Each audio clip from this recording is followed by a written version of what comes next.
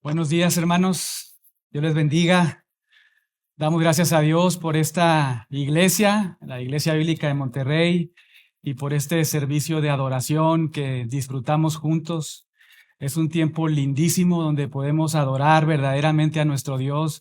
No venimos principalmente a ver las caras de los hermanos que tenemos a nuestro alrededor, aunque sí venimos a edificarnos mutuamente, pero venimos a fijar nuestra mirada en ese Dios al que cantábamos, ¿verdad? Venimos a adorarle, a exaltarle y procuramos hacerlo en todo lo que hacemos. Ustedes saben, ese es nuestro deseo, nuestro anhelo. Adorarle con las oraciones, con los cantos, con la lectura bíblica, con las ofrendas e incluso con los anuncios.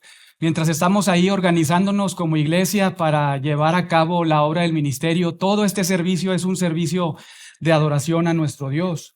Y en este punto vamos a seguir adorando al Señor, pero ahora estudiando su palabra. Así que por favor abran sus Biblias en la epístola a los Hebreos. El día de hoy vamos a estar estudiando o vamos a continuar nuestro estudio del capítulo 11, pero hoy estaremos situados en los versos del 23 al 26. Hebreos 11, versos del 23 al 26. Desde hace ya varias semanas hemos estado estudiando este capítulo de esta preciosa carta. Una larga sección, este capítulo 11, donde el autor nos ha dejado ver con claridad la fidelidad y la perseverancia de la vida de creyentes en el antiguo pacto. Hemos estudiado la vida de Abel, Enoc, Noé, Abraham, Isaac, Jacob y José, todos ellos creyentes del Dios verdadero y poseedores todos sin excepción, como todo creyente, ahora en el nuevo pacto, poseedores de fe genuina, fe fuerte que Dios regala a los suyos, que nos hace perseverar hasta el final, así como a ellos, y lo vimos, lo hemos notado en estas últimas semanas, una fe fuerte que persevera a pesar de cualquier hostilidad en el mundo. Y eso es impresionante ver todos estos ejemplos. Debieron animarte mucho a seguir adelante en la fe, seguir corriendo la carrera, sin dudar por un instante en el carácter de Dios, en la verdad de la palabra de Dios. Tal y como sucedió seguramente con los lectores originales de esta carta, que se encontraban al borde del precipicio espiritual. Estaban a punto de abandonar a Jesucristo. Y hermanos, aún no hemos terminado con este capítulo, no hemos terminado con los testigos que nos ofrece este autor. El día de hoy nos toca examinar una figura clave en la historia de la redención, Moisés. Una figura clave, muy respetada en el mundo judío, pero también un hombre débil y pecador, como todos los que estamos aquí. Un hombre que falló también, pero que también de la misma manera Dios al salvarle le regaló la misma fe que te regala a ti si eres un hijo de Dios, una hija de Dios, para agradarle, para perseverar hasta el final. Y Moisés fue una figura clave, aunque falló, pero perseveró hasta el final, perseveró hasta la muerte.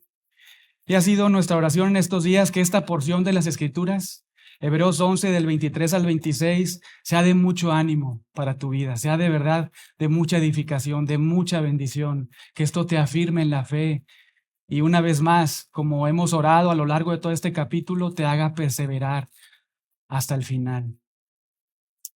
Piensen por un momento, cuando decidimos comprar algo valioso, costoso, que necesitamos, por ejemplo, un aire acondicionado, pues nos ponemos de acuerdo ahí la familia para ahorrar un poco, ¿verdad? Para no gastar tanto. Y por ejemplo, esos taquitos que nos gustan mucho, pues ya no vamos, ¿verdad? Tan seguido. Mejor nos preparamos algo en casa porque una vez más queremos ahorrar. Queremos limitarnos en los gastos para comprar ese aire acondicionado un poco más costoso. A lo mejor también algunas veces pues nos gusta el cafecito, ¿verdad? Algunos de ciertos lugares. Y porque tenemos el objetivo de comprar ese aire acondicionado, pues nos limitamos una vez más de ir a ese lugar y pues nos preparamos uno, aunque sea instantáneo, ¿verdad? Para no gastar. Y así somos porque deseamos nuevamente adquirir ese aire acondicionado que tanto necesitamos. Deseamos ahorrar hasta el último centavo para cumplir ese objetivo. Comprar algo más valioso y duradero que unos taquitos, que aunque están muy ricos, pues nos duran muy poco el gusto, ¿verdad? Ya al día siguiente, pues ya se acabó más, unas horas y se acaba el gusto. Ya estamos hasta ahí como llenos, ¿verdad? Pero cuando nos ponemos a pensar en ese objetivo que tenemos en la mente, ese deseo de, pues, conseguir un aire acondicionado por tantos calores que hay acá, ¿verdad? Tenemos ese objetivo tan claro en nuestra cabeza, en nuestra mente, que a veces hasta podemos sentir ese clima fresco, ¿verdad?, en nuestra piel. Y ya queremos tenerlo, ya queremos disfrutarlo. Y eso nos anima. Nos anima a dejar de comer una vez más taquitos, que pues son deliciosos, pero por un momento y listo, se acaba la delicia, el gusto, para comprar algo que es más duradero, que va a estar con nosotros y nos va a acompañar por varios veranos, ¿verdad? Si sale bueno el clima.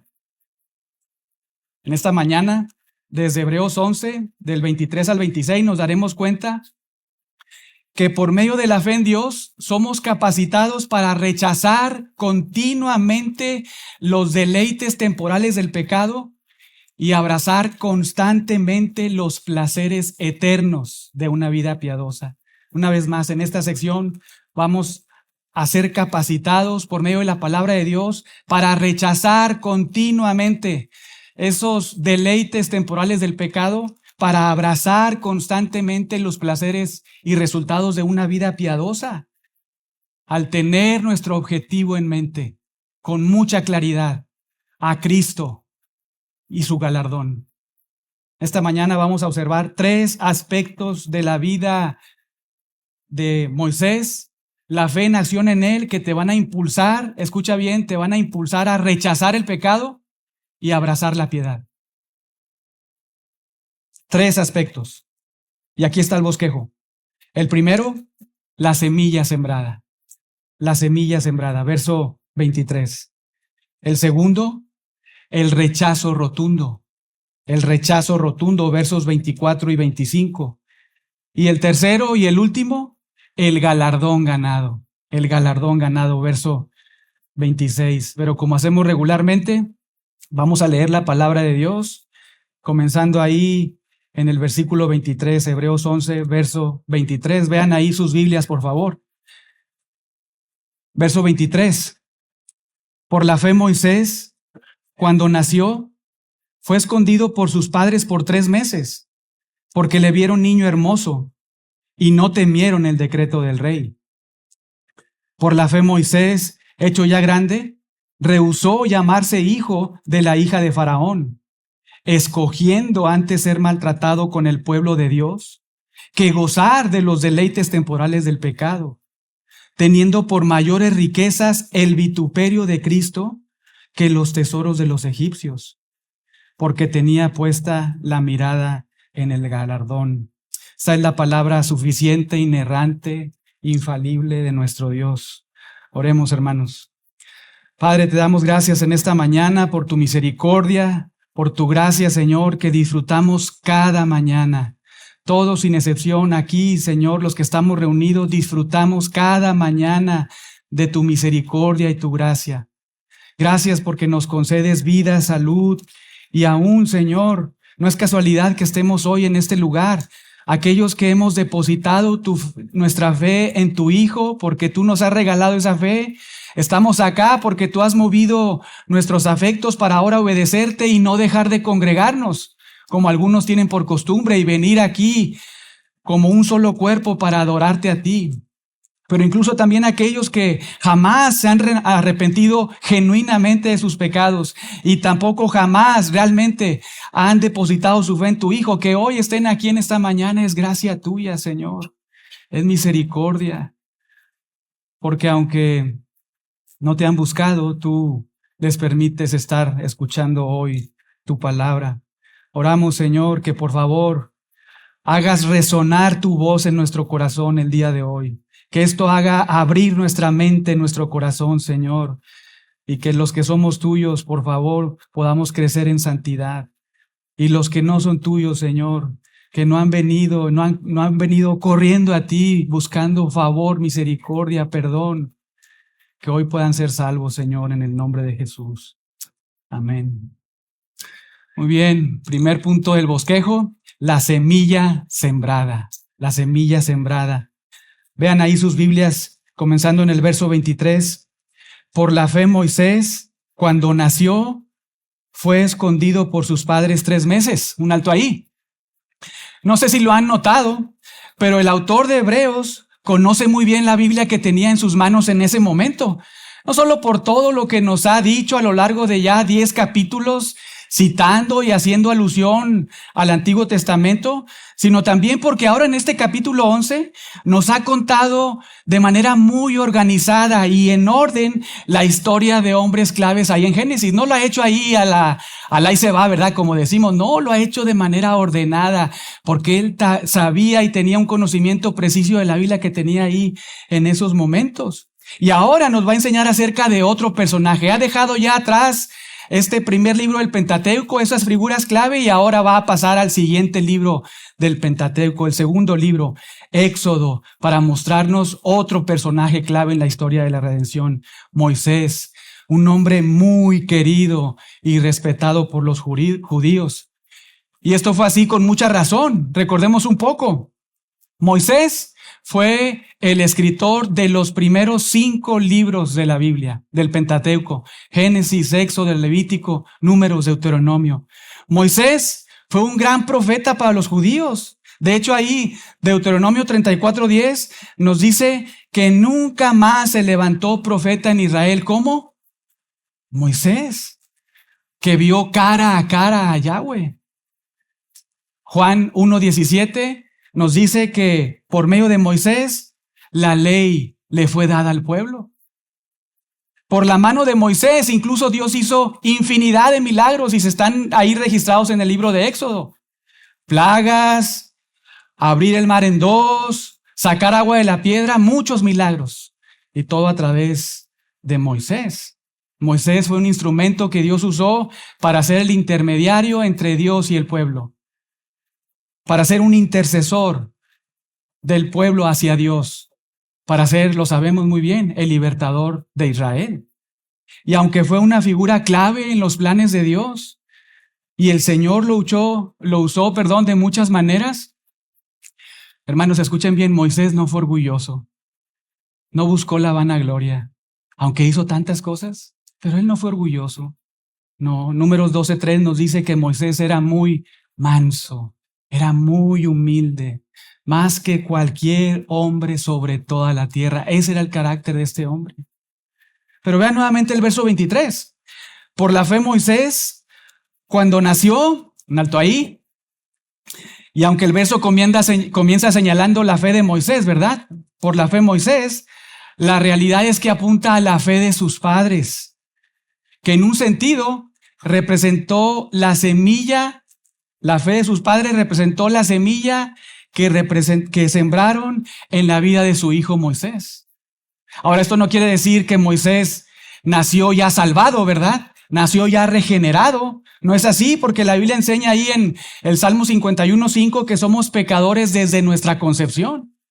Efesios 2:1 nos dice que nacemos muertos espiritualmente. De hecho, el apóstol Pablo ahí en 2 Corintios 4:6 nos hace pensar que así como Dios en la creación mandó que de las tinieblas resplandeciese la luz, así como de la nada, de la oscuridad, creó todo, de la misma manera Él intervino en la vida de hombres, de mujeres en oscuridad, para resplandecer en ellos y que ellos pudieran observar a Jesucristo y salvarles. Entonces, una vez más, esto no quiere decir que Moisés nació sin pecado o salvado, pero lo que sí podemos pensar es que la fe de sus padres fue sembrada en el corazón de Moisés desde pequeño. Y claro que en un punto de su vida, esa semilla, por la gracia soberana de Dios, dio fruto de salvación y él fue salvo. Pero una vez más, sigamos leyendo, verso 23, leamos desde el inicio. Por la fe Moisés, cuando nació, fue escondido por sus padres 3 meses, porque le vieron niño hermoso. Y esta historia, hermanos, la tenemos, como ustedes saben, registrada ahí en Éxodo. Así que vayan para allá por un momento. Éxodo, vamos a estar ahí de manera muy breve en este libro. Éxodo capítulo 1. Ahí en Éxodo capítulo 1 se nos narra que José, sus 11 hermanos y toda su descendencia, 70 personas, en ese momento todos mueren en Egipto Y vean cómo se nos narra esto que les comento en los primeros 6 versos de Éxodo capítulo 1. Noten, vean sus Biblias. Estos son los nombres de los hijos de Israel que entraron en Egipto con Jacob. Cada uno entró con su familia: Rubén, Simeón, Leví, Judá, Isaacar, Zabulón, Benjamín, Dan, Neftalí, Gad y Aser. Todas las personas que le nacieron a Jacob fueron 70. Y José estaba en Egipto y, vean el 6, murió José y todos sus hermanos y toda aquella generación. Entonces, una vez más, se nos narra aquí al principio de Éxodo que José, sus hermanos, toda su descendencia, 70 personas mueren estando en Egipto. Recuerden que estos 11 hermanos habían subido, ¿verdad?, ahí providencialmente a Egipto para encontrar pan, y se encuentran ahí a su hermano José, quien les provee alimento, y Dios preserva al pueblo de Israel, ¿verdad? Pero luego, aunque nosotros vemos un brinco nada más de un versículo del 6 al 7, realmente pasan aproximadamente 280 años. Y el pueblo de Israel comienza a crecer en Egipto y pasan de ser 70 personas a 2 millones de personas. Y es en esa misma época que se levanta un rey que no conocía a José y, obvio, tampoco a Yahweh, y convierte a Israel en sus esclavos. Conocemos la historia, ¿verdad? Los trata con mucha dureza, porque teme que sigan creciendo en número y que se levanten junto con otras naciones en guerra contra ellos y los destruyan. Vean cómo se nos cuenta esto a partir del verso 7, Éxodo 1:7. Y los hijos de Israel fructificaron y se multiplicaron y fueron aumentados y fortalecidos en extremo. Y se llenó de ellos la tierra. Entre tanto se levantó sobre Egipto un nuevo rey, noten, que no conocía a José. Y dijo a su pueblo: he aquí el pueblo de los hijos de Israel es mayor y más fuerte que nosotros. Ahora pues seamos sabios para con él, para que no se multiplique y acontezca que viniendo guerra, él también se una a nuestros enemigos y pelee contra nosotros y se vaya de la tierra. Verso 11, entonces pusieron sobre ellos comisarios de tributos que los molestasen con sus cargas, y edificaron para Faraón las ciudades de almacenaje, Pitón y Ramesés. Pero cuanto más los oprimían, vean, cuanto más los oprimían, tanto más se multiplicaban y crecían. De manera que los egipcios temían a los hijos de Israel. Y los egipcios hicieron servir, vean esa palabra, hicieron servir a los hijos de Israel con dureza, y amargaron su vida con dura servidumbre en hacer barro y ladrillo, y en toda labor del campo, y en todo su servicio al cual los obligaban con rigor. Pero eso no es todo, porque además el rey manda no nada más a las parteras, como lo vimos, ¿verdad?, matar a los hijos que nacieran hebreos, sino también después manda a todo el pueblo que cuando nazca un hijo varón israelita, lo lancen al río para que muera. Vean ahora el verso 22. Entonces Faraón mandó a todo su pueblo, todos habían escuchado este mandato, edicto del rey, del faraón. Mandó a todo su pueblo diciendo: echen al río a todo hijo que nazca y a toda hija preservar la vida. Y es en ese momento muy peligroso, muy difícil y adverso que los papás de Moisés, Amram y Jocabed, dan luz a Moisés. Moisés nace y lo esconden. Regresemos a Hebreos 11. Porque ahí en el capítulo 11, verso 23, casi al final de este verso, el 23, se nos dice la razón del por qué los papás se atreven a esconder a Moisés. Vean ahí casi al final del verso 23 la causa. Porque le vieron, niño, ¿qué cosa? Hermoso. Ahora, no es que vieron al niño y lo vieron bellísimo, ¿verdad? Como todos los que somos papás vemos a nuestros hijos. Ese no es el punto, sino más bien que los papás de Moisés entendieron que Dios se agradó de una manera no explicada, pero que se agradó de Moisés. Y esto lo vemos muy claro ahí en Hechos capítulo 7. Vayan ahí por un momento. Hechos capítulo 7, verso 20, porque ahí Lucas nos relata el discurso de Esteban antes de morir, antes de que muera apedreado. Y ahí Esteban nos ofrece, digamos que un comentario bíblico de lo que se enseña en Éxodo 2 y en Hebreos 11. Vean ahí Hechos capítulo 7, verso 20. Dice ahí: en aquel mismo tiempo nació Moisés, y vean lo que sigue ahí a continuación. ¿Y fue qué cosa? Agradable a Dios. En lugar de señalar niño hermoso, nos deja ver el significado como si fuera un diccionario griego, ¿verdad? De lo que dijo ahí el autor de Hebreos. Fue agradable a Dios. Regresen a Hebreos. Entonces los papás de Moisés entienden que de alguna manera Dios se había agradado de Moisés y lo esconden por 3 meses. Con todos los desafíos que representa esconder a un pequeño recién nacido. Por ejemplo, cuando llora, pues silenciarlo, ¿verdad? Y no había chupones, ¿verdad? Seguramente. Pero imaginen, esconderlo a un pequeño que llora, cambiarlo cuando se mancha. Yo creo que cada uno de nosotros sabemos los desafíos, ¿verdad? De cambiar ahí a un bebecito cuando se mancha. Muchos retos. Pero hay algo más importante que debe llamar nuestra atención. Porque vean cómo termina el verso 23, ahí de Hebreos 11. Finaliza de una forma muy valiente y atrevida, vean. ¿No temieron qué cosa? El decreto del rey. No temieron el decreto del rey. Hermanos, piensen por un momento. El pueblo de Israel, lo vimos, estaba esclavizado en Egipto. Y Egipto era la potencia mundial de aquella época.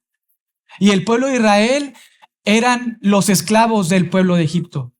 Una nación politeísta, es decir, que tenían muchos dioses, sumergida en la idolatría, donde incluso consideraban a sus reyes como descendientes directos de sus dioses. Y el rey de Egipto, el faraón, considerado como un semidios, ordena a todo el pueblo matar ahogados, porque los manda ahí que los coloquen en el río a los niños que nazcan de las hebreas. ¿Y qué hacen los papás de Moisés? ¿Temen a la potencia mundial? Creo que sería el momento adecuado para sentir temor, ¿verdad? Pero ¿será que experimentaron eso? La Biblia nos enseña eso, nos revela eso, que temieron a la potencia mundial. ¿Acaso temieron al rey de Egipto? O incluso deciden mejor no tener a Moisés, no tener hijos para no traerlos al mundo a sufrir. Como quizá piensan hoy muchos jóvenes solteros, matrimonios jóvenes de esta manera, ¿verdad? Algunas veces he escuchado a decir algunos, no aquí, ¿verdad? No, ¿para qué tener hijos si el mundo está muy feo? ¿Para qué traerlos al mundo si van a sufrir mucho? ¿En serio? Como si al final ellos fueran los soberanos y que deciden a quién Dios decide regalar o no regalar hijos.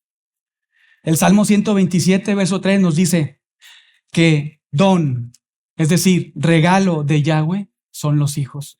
Y así como la salvación, Dios de manera soberana la regala a quien Él quiere, de la misma manera Él regala hijos a quien Él quiere de manera soberana. Es en últimas quien Dios quien decide a quién dar o no dar hijos. Algunos están tan aterrados por la condición del mundo actual, de la sociedad, que se les olvida la palabra de Dios cuando dice que cuando el pecado abundó, sobreabundó la gracia. Romanos 5:20. Hermanos, los papás de Moisés no sienten miedo. Ellos desafían al rey, a la potencia mundial, a una cultura anti Dios. Y lo hacen no porque eran muy fuertes, eran esclavos, hermanos. Lo hacen porque conocían muy bien al Dios verdadero, a Jehová de los ejércitos, al único Dios trino y verdadero. Y si temen a alguien, no es al rey, ni sus tropas, ni sus edictos. Temen al Rey de Reyes, a Jehová, al Dios trino. A eso le temen. Hermanos, escuchen bien, presten atención. Dios en su gracia, por medio de su palabra y usando a padres creyentes, puede salvar a cualquier hijo de cualquier familia y mantenerlo fiel hasta el final si esa es su voluntad. Aún y cuando vivan los niños en el peor mundo que jamás haya existido en la historia de la humanidad. Nuestro Dios Jesucristo nos dice ahí en Juan 16:33 unas palabras que deben fortalecerte. Escuchen. En el mundo tendréis aflicción, pero confiad. Es decir, ten valor. Yo, dice Jesucristo, he vencido al mundo. Papás, hoy es tu tiempo. Padres, hoy es tu tiempo. Dios te ha regalado hijos para que los instruyas en la palabra de Dios, para que los disciplines o entrenes, los amonestes o cambies su mente con la palabra de Dios. Claro, recordando que tú no tienes el poder ni la capacidad para salvarlos, pero sí que eres llamado como buen administrador a ser obediente y fiel a Dios al educarlos en su palabra. Orando siempre que Dios quiera en su gracia salvarles y usarles para su gloria. Y si tú tienes un hijo creyente, debes recordarle que Dios lo ha puesto en este tiempo, en esta época de la historia, como decíamos ayer con las mujeres, en los últimos tiempos, un tiempo en la historia de la redención emocionante. Debes recordarle a tu hijo creyente que Dios lo ha colocado aquí, en este tiempo. No es un accidente que esté aquí, en este momento. Lo ha puesto aquí para hacer luz en medio de las tinieblas. Debes hacerle saber que Dios lo ha puesto en esta época de la historia para ser la sal que preserva a un mundo que está en estado de putrefacción, que se está pudriendo día con día. Somos la sal y la luz de este mundo. Pastor MacArthur nos reta y dice algo muy importante e interesante en su nuevo libro, La guerra contra los niños, y cito, escuchen: los padres cristianos no pueden dejarse llevar pasivamente por la corriente de nuestra cultura. Necesitamos renovar nuestro compromiso con una crianza sabia, cuidadosa, atenta y bíblica.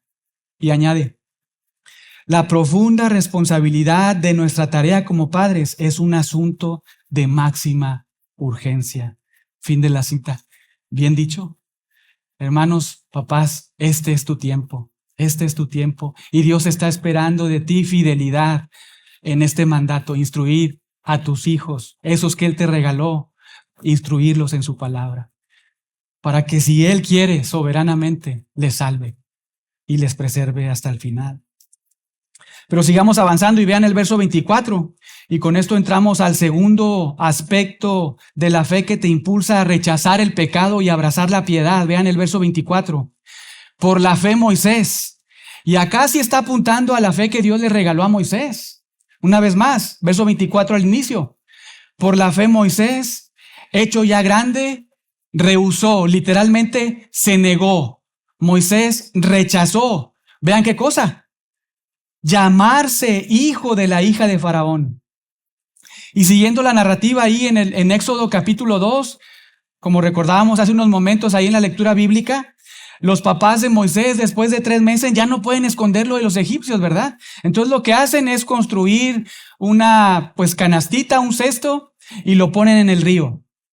Y Dios, como rey soberano, lleva a la hija de Faraón al río para que se encuentre con Moisés. Y al verlo ella siente no la necesidad de correr con Faraón para que lo mate, ¿verdad? No hace eso, sino siente compasión. Siente compasión al ver a este niño.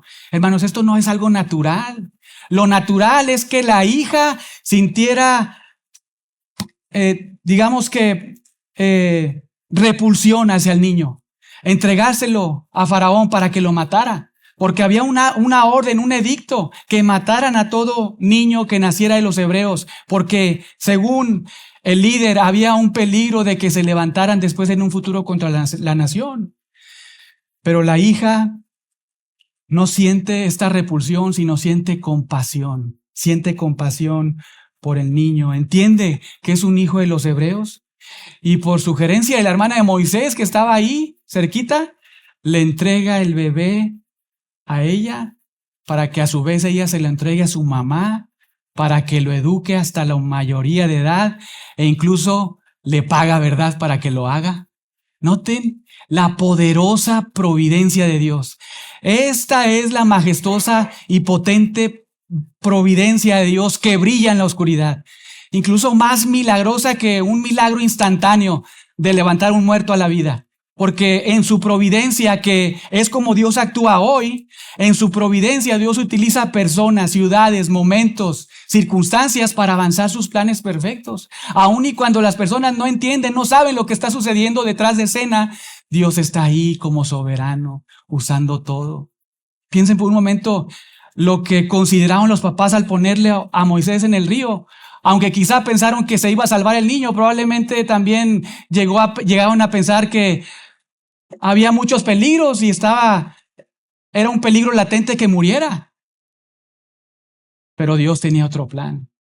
Dios tenía otro plan. Cuando parecía todo perdido, cuando parecía que los planes de Dios se frustraban, cuando parecía que el destino de Moisés era morir como todo niño hebreo, Dios interviene. Dios interviene en su providencia y nos deja ver que Él está sentado en su trono, como muchas veces nos hace ver en estos días, ¿no es cierto? A veces cuando pasamos por circunstancias difíciles, adversas, en esos momentos sentimos mucha angustia, temor. A veces estamos ahí todos deprimidos, ¿verdad? No queremos salir del cuarto, de la casa. Pero cuando vamos a la palabra de Dios y somos recordados del carácter de Dios y en esto en particular de la providencia de Dios, esto nos fortalece, levanta nuestra cabeza porque nos hace recordar quién es nuestro Dios. Nuestro Dios no está muerto. Nuestro Dios es un Dios fiel y verdadero. Es el creador de todo y sustentador de todo. Él utiliza a todo y a todos para cumplir sus propósitos eternos. En este caso, para preservar la vida de un pequeño en especial, de Moisés, quien sería el hombre que Dios decidió usar para liberar de esa potente esclavitud sobre la cual su pueblo estaba ahí afectado, para darle incluso la bendición de la ley, recibirla y él a su vez darla al pueblo. Entonces Moisés es recibido y educado por sus padres, impresionante, ¿verdad? Cuando probablemente sus papás pensaron ya nunca lo vamos a ver, el hijo vuelve por gracia de Dios a sus papás y sus papás lo educan, lo instruyen. ¿En qué? En el conocimiento del Dios verdadero. Vean la providencia de Dios, el cuidado de Dios. Los padres lo instruyen desde temprana edad en el conocimiento del Dios verdadero. Y luego lo sabemos, Moisés crece y es llevado a la hija de Faraón, para que entonces ahora sí comience su educación en la corte real. Vayan a Hechos nuevamente, porque ahí en Hechos capítulo 7, verso 22, nuestro amado médico Lucas, tan detallista, nos deja ver en el verso 22 el tipo de educación que recibió Moisés en el palacio. Vean desde el 21 cómo le recibe la hija de Faraón. Dice que le recogió y lo crió como a hijo suyo, como si fuera de su misma sangre. Y vean el 22. Y fue enseñado, aquí está, digamos que la academia, ¿verdad? A la que fue Moisés. Fue enseñado en toda la sabiduría de los egipcios. Y era poderoso en sus palabras y sus obras. Piensen por un momento. Moisés llegó a ser el príncipe de Egipto. Llegó a ser miembro de la corte real de la potencia mundial de esa época. Fue educado en la más alta y prestigiosa academia de ese momento. Mejor que lo que hoy pudiéramos pensar como lo más alto, Harvard, por ejemplo, y algunas otras. No, esto era lo mejor de aquella época. Ahí fue educado Moisés. Sin duda fue enseñado, piensen, sin duda que fue enseñado por los mejores maestros, los más dotados. Fue expuesto a la mejor educación. Aprendió quizá todo sobre números, filosofía, historia, cultura. Incluso fue adoctrinado en la religión politeísta de los egipcios.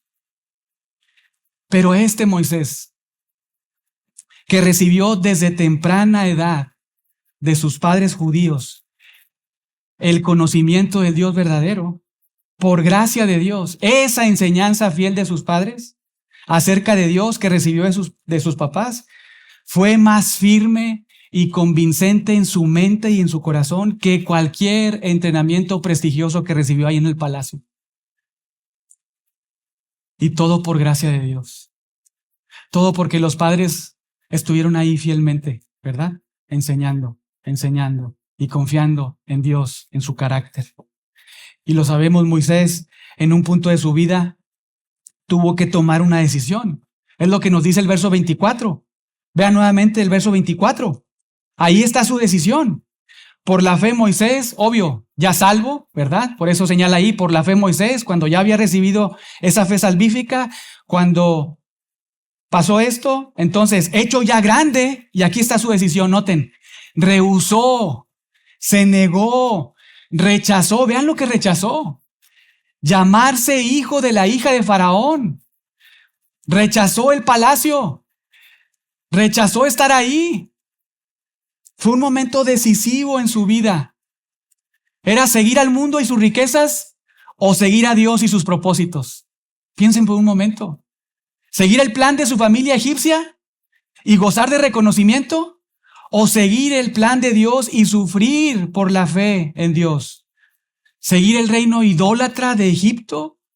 ¿O seguir el reino del Rey de Reyes y Señor de Señores? ¿Qué hizo Moisés? Por la fe que Dios le regaló. Una fe que él depositó en Dios y en su ungido, el Mesías que habría de venir, anticipado ahí en Génesis 3:15. Por la fe, Moisés se niega a formar parte de la familia egipcia. Una decisión tan difícil. A veces los leemos así muy rápido, ¿verdad? Porque son versos muy rápidos de leer, pero fue una decisión seguramente difícil. Y lo sabemos, trascendental para su vida. Era más lógico, ¿no es cierto? Y más fácil, incluso seguro y placentero, desde la óptica humana, seguir el camino ya que tenía ahí pavimentado para llegar al reino. Tenía, hermanos, tenía su seguro, su futuro asegurado. Moisés pudo haber pensado de otra forma, muy distinta. Pudo haber dicho, bueno, pues Dios me puso aquí en el palacio, ¿verdad? Yo voy a influenciar y salvar a las personas. Como quizá muchas veces nosotros pensamos. Cuando no queremos dejar amistades, relaciones, lugares, y nos excusamos pensando y soñando, no, es que Dios me puso ahí para salvarlo, para cambiarlo. Como si fuéramos los soberanos, ¿verdad? Pero Moisés no pensó así. Porque probablemente él entendió que estar ahí en el palacio lo haría comprometer su fe con Dios. Tolerar la idolatría. Tolerar el pecado abierto en el palacio, en el pueblo. Algo que supo y entendió que desagradaría a Dios. Hermanos, la Biblia nos enseña varias veces, no una vez, varias veces que no debemos participar en pecados ajenos. Salomón le dice algo muy importante a su hijo ahí en Proverbios. Vayan ahí a Proverbios. Proverbios capítulo 1.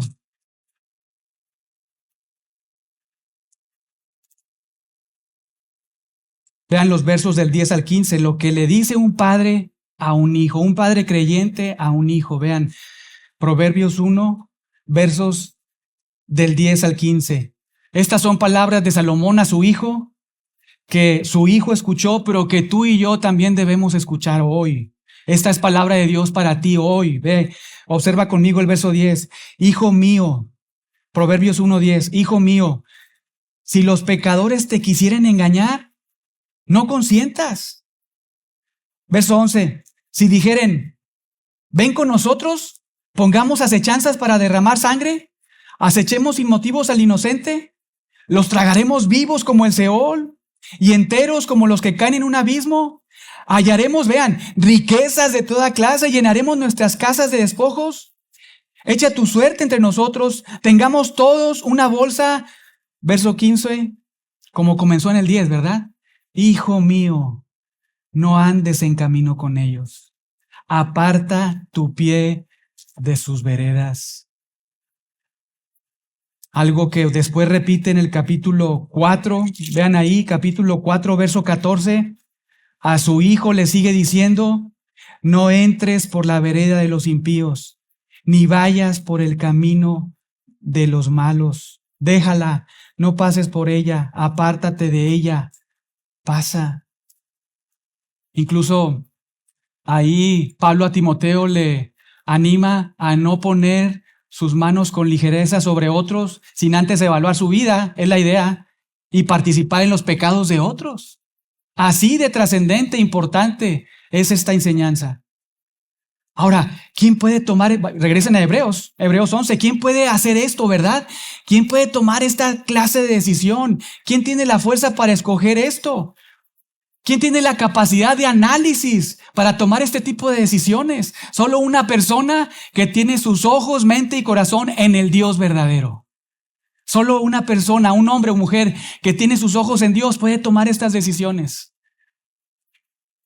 Moisés, por la fe en Dios y en el Mesías, dijo no al palacio.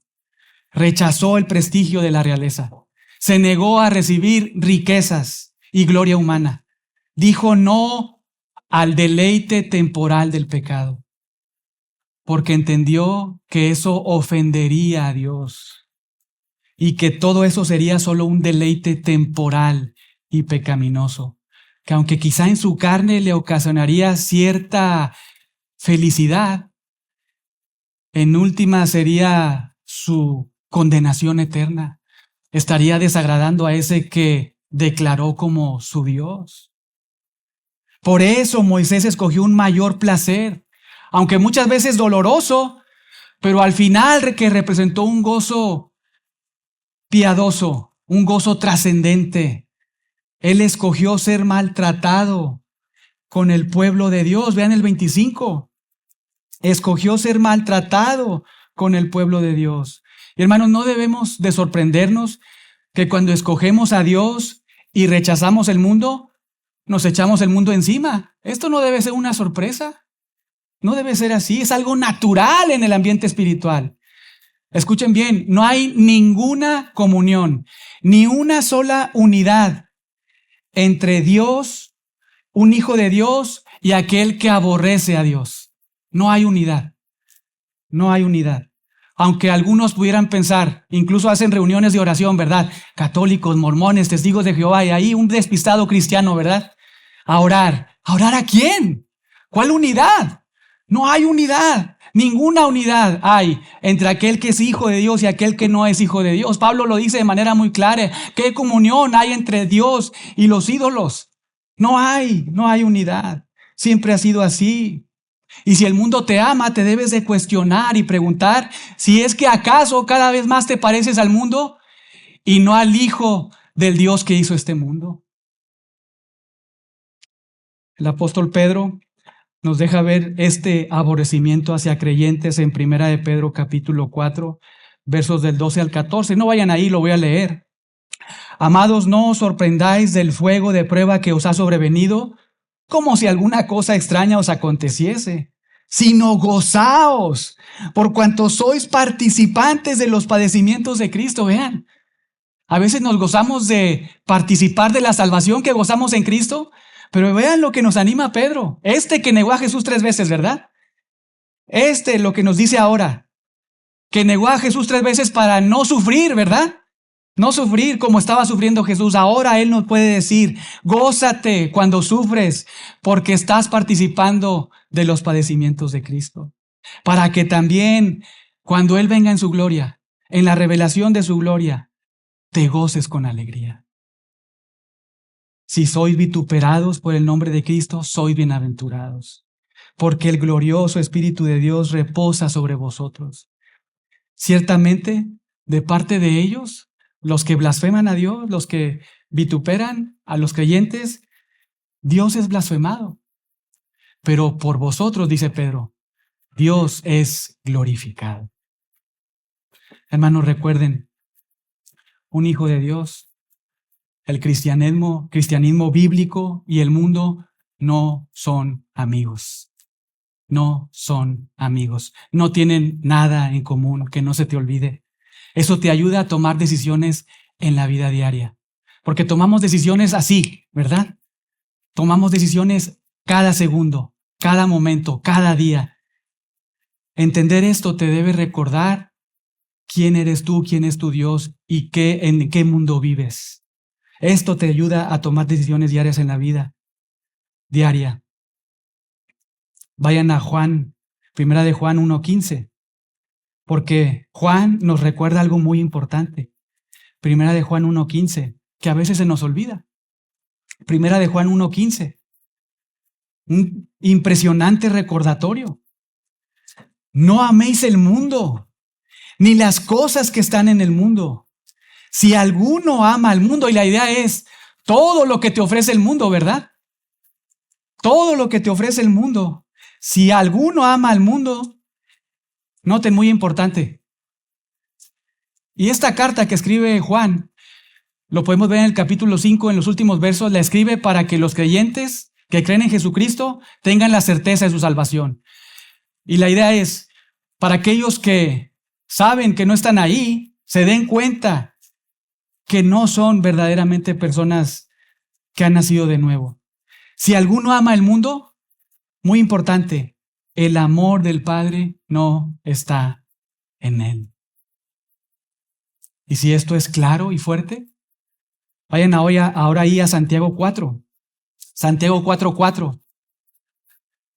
Este hombre, medio hermano de Jesús, le escribe a creyentes, como toda carta y libro se escribe a creyentes. Pero vean cómo se refiere a los creyentes. Santiago 4:4. ¿Cómo inicia? ¿O almas qué? Adúlteras. Espiritualmente, ¿verdad? O almas adúlteras. ¿Qué quiere decir? Que algunos ahí estaban amando al mundo.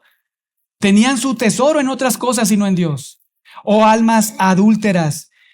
¿No sabéis que la amistad del mundo es enemistad contra Dios? ¿Acaso no te has dado cuenta? ¿Acaso no se te ha enseñado esta gran verdad? ¿No sabéis que la amistad del mundo es enemistad contra Dios? Cualquiera, pues, que quiera ser amigo del mundo, vean, se constituye enemigo de Dios.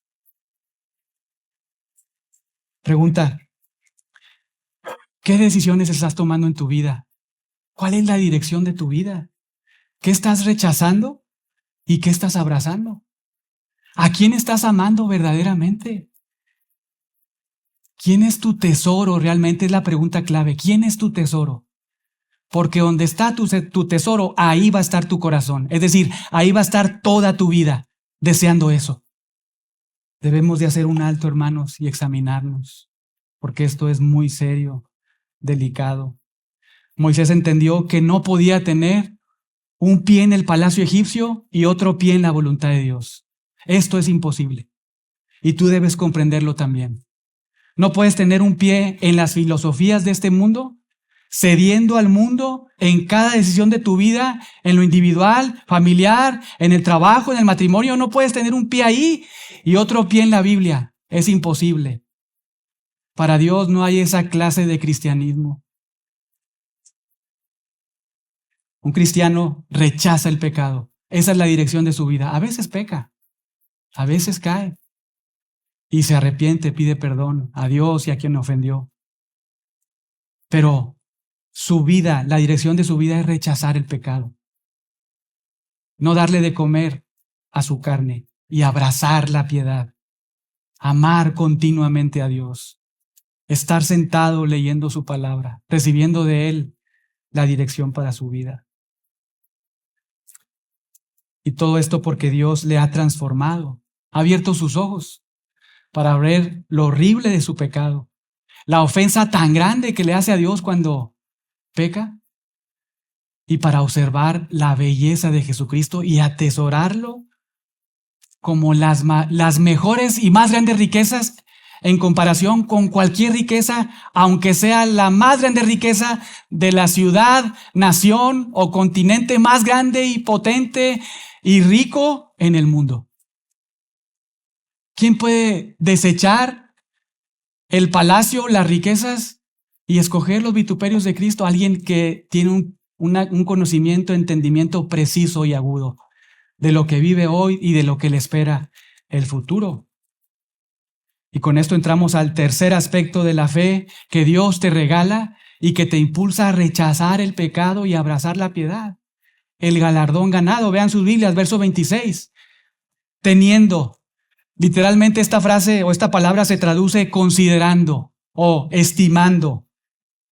Teniendo por mayores riquezas. Y la idea es considerando o estimando como mayor fortuna, como mayor esplendor, vean, el vituperio de Cristo que los tesoros de los egipcios. Es como si lo pusieran en una balanza, ¿no es cierto? Por un lado pone todos los tesoros de Egipto, el palacio, todas las piedras preciosas, los ornamentos, toda obra de arte costosa, incluso la gloria que pudiera recibir de ahí del palacio. Y por otro lado, no pone las bendiciones, ¿verdad? Pone los reproches, los insultos, las blasfemias del Mesías prometido. No pone ni siquiera las bendiciones espirituales, ¿verdad? La vida eterna. Pone los vituperios en comparación con lo que humanamente es más sorprendente, más riqueza ahí. Y nos dice, para mí es claro, es como si nos dijera, yo considero por mayor fortuna sufrir por causa del Mesías que gozar estos tesoros temporales, porque aceptar eso es pecar y ofender a Dios. Y aceptar lo otro es decidir continuar perseverando en la fe, a pesar de cualquier oposición, burla, rechazo, insulto. Qué interesante que dice el vituperio de Cristo.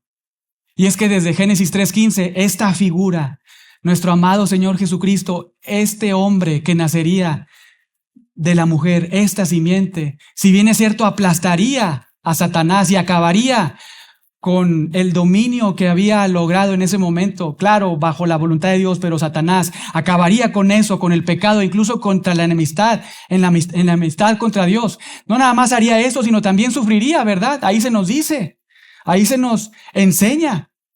También sufriría, como lo vemos en los evangelios, y sucedió. Realmente fue insultado, fue burlado, recibió reproches, traiciones. Lo colgaron en una cruz injustamente, ilegalmente. ¿Por qué pasó eso? Porque ese fue el plan de Dios para salvarte. Hebreos 2:10 nos dice que fue apropiado para Dios llevar muchos hijos a la gloria por medio de las aflicciones de Cristo, el autor de nuestra salvación. Y si el Mesías habría de sufrir y sufrió, murió en una cruz y resucitó, todos los que le seguimos y le adoramos, no hay duda, también sufriremos. Es algo otra vez natural. La pregunta no es si vamos a sufrir o no, si seguimos a Cristo. No, más bien la pregunta es, ¿cuál va a ser tu perspectiva ante el sufrimiento? ¿Qué vas a hacer cuando se burlen de ti, cuando te rechacen? ¿Qué vas a hacer cuando te encuentres en ese momento para tomar decisiones? Como veíamos hace unos momentos en la escuela dominical, ¿qué vas a hacer ahí cuando vas a tomar una decisión entre manifestar una mentira en tu trabajo, engaño en la familia? ¿Qué vas a hacer? ¿Qué vas a escoger? ¿Vas a escoger el otro camino, aunque no seas quizá prosperado en ese momento?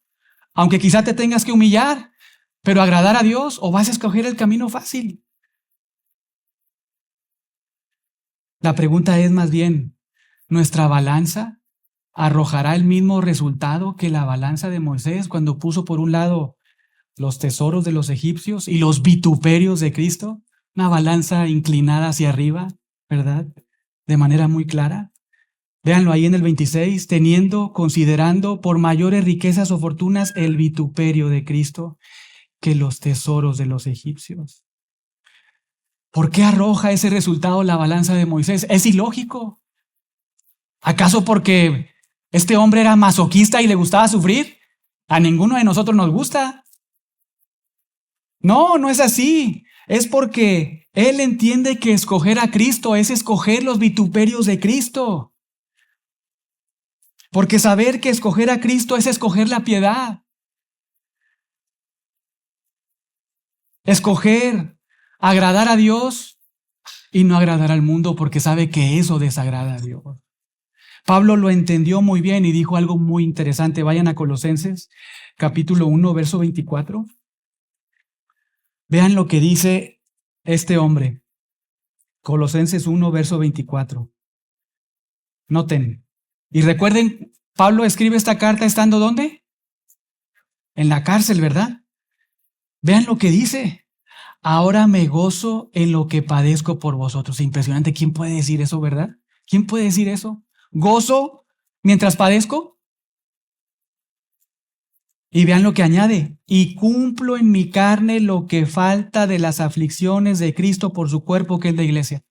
¿Qué quiere decir esto? Hermanos, que si Cristo estuviera aquí hoy todavía entre nosotros, sufriría lo mismo, los mismos insultos, el mismo engaño, las mismas traiciones. Todos nosotros probablemente quisiéramos que muriera en una cruz. Gracias a Dios, por pura gracia, Dios nos ha abierto nuestros ojos para verlo realmente como lo que es, el Dios hombre que murió para salvar a pecadores. Y ahora, nosotros, como el cuerpo de Cristo, así como Él humanamente sufrió insultos, reproches, engaños, traición, también la iglesia sufre lo mismo hoy. Sufre lo mismo. No hay vuelta de hoja. No hay dudas, a menos de que seas de otro tipo de evangelio, ¿verdad? Porque si sigues a Cristo, escoges la piedad, el mundo se desagrada. Y Moisés tuvo una motivación. Vean la parte final del verso 26. Porque tenía puesta su mirada, ¿dónde? En el galardón. Él pudo actuar de esta manera. Pudo rechazar el pecado en su vida diaria. En la decisión más importante en su vida, abrazar la obediencia. Pudo estimar que era mucho mejor sufrir vituperios que gozar los tesoros de los egipcios que lo llevarían a pecar. Pudo pensar de esa forma porque sus ojos no estaban en el mundo, sino en el galardón futuro que recibiría de Jesucristo el galardonador. Por eso pudo hacerlo. Hermanos, debemos poner nuestra mirada fija, no en este mundo caído, ni siquiera en tu hermano o tu hermana que tienes al lado porque te va a fallar, o en esta iglesia o en estos pastores. No es así. Pon tu mirada en Jesús. Y de manera muy especial, el autor de Hebreos nos dice aquí que tenía puesto su mirada en el galardón, en el galardón. Luego en el 27 nos va a decir que se sostuvo como viendo al invisible. Y más adelante en el capítulo 12 nos dice que debemos de poner los ojos en Jesús. Tú puedes perseverar en la fe, puedes resistir cualquier hostilidad, puedes vivir una vida piadosa si pones tus ojos en Cristo. Si toda tu mente, tu corazón, tu vida está fija en Dios y en la palabra de Dios. Ese es el punto de todo este capítulo 11. Animarte a perseverar en la fe, a considerar la fe que Dios te ha regalado, a recordarte cuáles son las características, los aspectos de una fe genuina, que rechaza algo y abraza otra cosa. Rechaza el pecado y abraza la piedad. Rechaza el mundo y abraza a Dios porque tiene su tesoro en Dios. Una vez más, ¿por qué Moisés fue capaz de hacer todo esto? ¿Será que fue perfecto? ¿Qué piensan? ¿Será que él fue perfecto? Lo sabemos, ¿verdad? No fue perfecto. Incluso Dios le juzga y lo mata antes de que puedan entrar a la tierra prometida, ¿verdad? No fue perfecto. Tampoco fue muy dotado y hábil, porque lo sabemos. También este hombre no era muy fácil de palabra. Y a veces lo vemos actuando de manera muy cobarde. Entonces, ¿qué lo hizo actuar de esa manera? Pues el autor de Hebreos ya nos lo dijo. Verso 24. Por la fe, Moisés. Por su fe en Dios y su ungido. Esa fe que Dios le regaló, que lo capacitó para agradar a Dios. Realmente oro y deseo que también esto te anime a ti. Recordar la fe que Dios te ha regalado te anime a ti a agradar a Dios en todo momento. Rechazar el pecado constantemente, continuamente. Y también recordar a tu alma, porque tenemos un cuerpo pecaminoso pegado que quiere que abracemos el pecado, abracemos la desobediencia, abracemos y comamos todo lo que nuestros apetitos y carnales y concupiscencias desean. Háblale a tu alma la palabra de Dios. Recuérdale el Dios que tienes y la fe que Él te ha regalado. Y observa a Cristo. Contempla su palabra leyéndola, memorizándola, aplicándola. Porque cuando aplicamos es cuando nos dice el autor de Hebreos que obtenemos el discernimiento, porque tenemos los sentidos ejercitados para discernir el bien y el mal, para saber qué decisiones tomar en nuestra vida diaria. Recuerda el galardón que te espera y el galardonador que te entregará en tus manos ese galardón. Oremos.